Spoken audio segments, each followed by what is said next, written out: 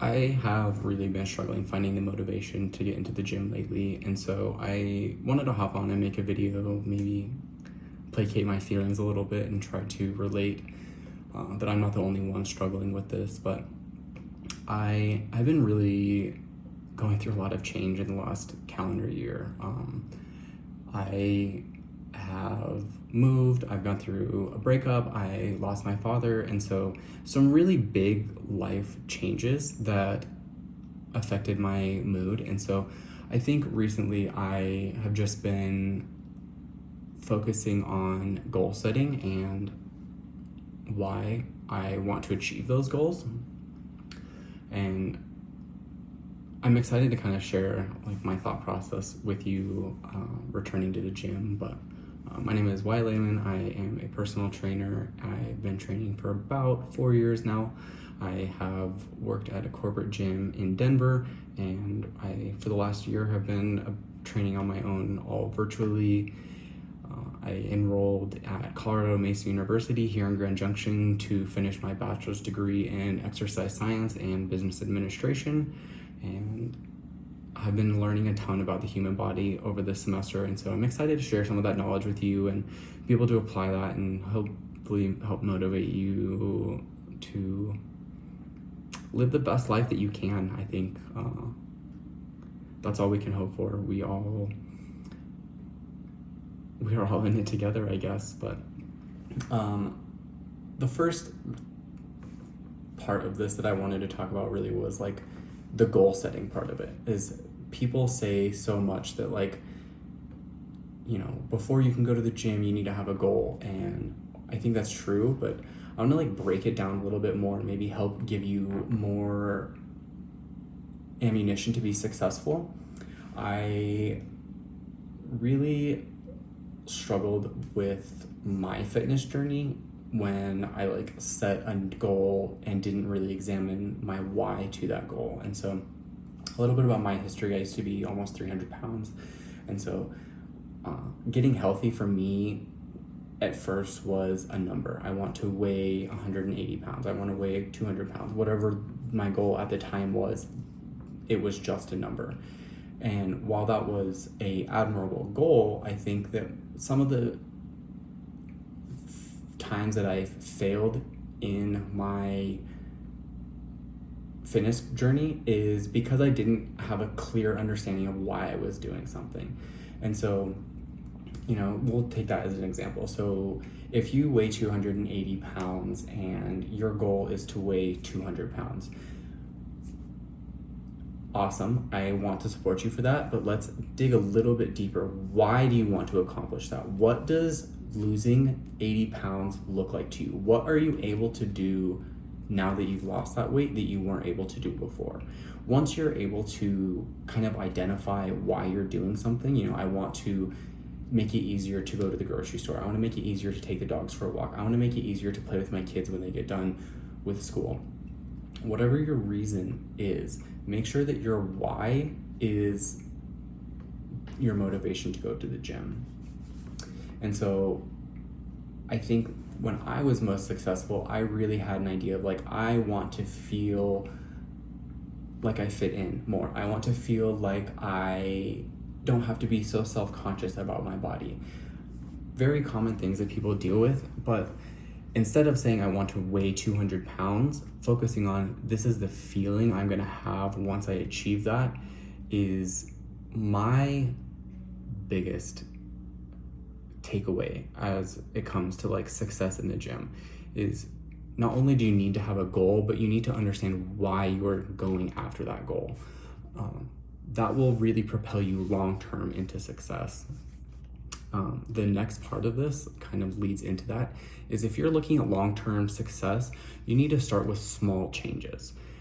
If you haven't been going to the gym for the last month, I think it would be a fair assessment to say that going to the gym 7 days a week is unrealistic to your schedule, to my schedule, to anyone's schedule, unless you've already been doing it and you've already worked your schedule around that.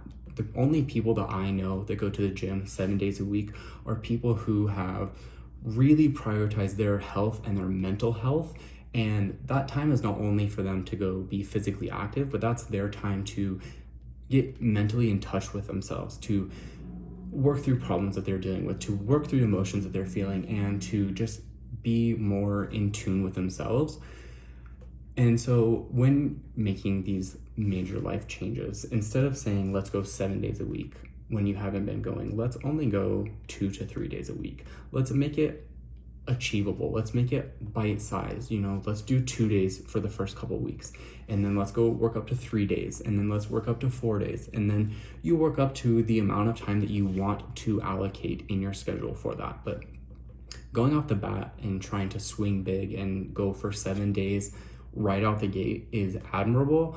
However, I don't want to see my clients fail. I don't want to see you fail. I don't want to fail, and I want to set you up for the most success. And so let's break these down into bite-sized changes.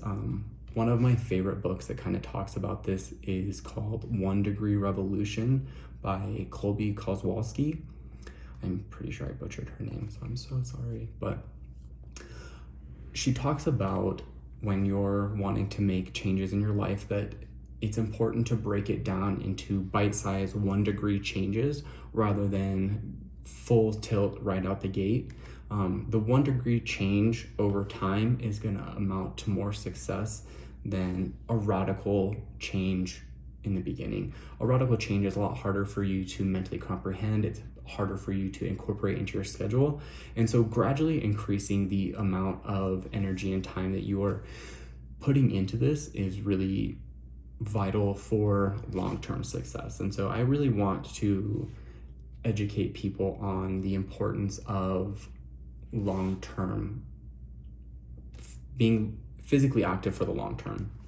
And when I say physically active, I don't mean going to the gym, lifting weights, or going and running, as fast as you can, as hard as you can, for as long as you can. A loose definition of physical activity is any muscular movement that is propelling you towards an achievable goal. And so brushing your teeth, doing housework, those are all muscular movements that are propelling you towards a goal. And so even if that's increasing, taking the dogs for 30 more minutes of a walk each week, whatever it may be, just increasing the amount of physical activity you do. Most physicians agree that you should work out between 150 to 300 minutes per week of moderate intensity aerobic activity in order to reduce your risk of long-term disease. And so I think breaking it down to something that's achievable into your schedule already is really important for long-term success. Getting a goal and a plan together is really important if you're ready to tackle that and move forward with it. And so I guess my challenge for you is, if you're thinking about going back to the gym and this is something that you want to do, really examine, why do you want to do this? And I'm not trying to discourage you, I'm trying to encourage you. Why is this something you want? Why is this something that is worth your time in investing in yourself? Why should you care to do this? Find that why, and then, move forward with your plan. But really find why you want to do this, and then start looking at your schedule or the time that you have available, and figure out, how can I incorporate little bits each day, every other day, into my current schedule in order to work towards that goal. And this is applicable towards school, this is applicable towards work, this is applicable towards anything you're doing in your life. I'm just using the gym as the example right now, but find out your why, and then slowly incorporate manageable daily tasks into your schedule working towards that goal. I know that a plan once you get to the gym is a whole nother story, and it deserves another video. But if you're at that point and you're ready to go back to the gym, congratulations. Shoot me an email and maybe I can help you get a plan together. But for everyone, I think find your why and chase that. That's going to be your key to success. And so I'm around if you need help. I also am just ready to watch all of you guys be successful. Thank you.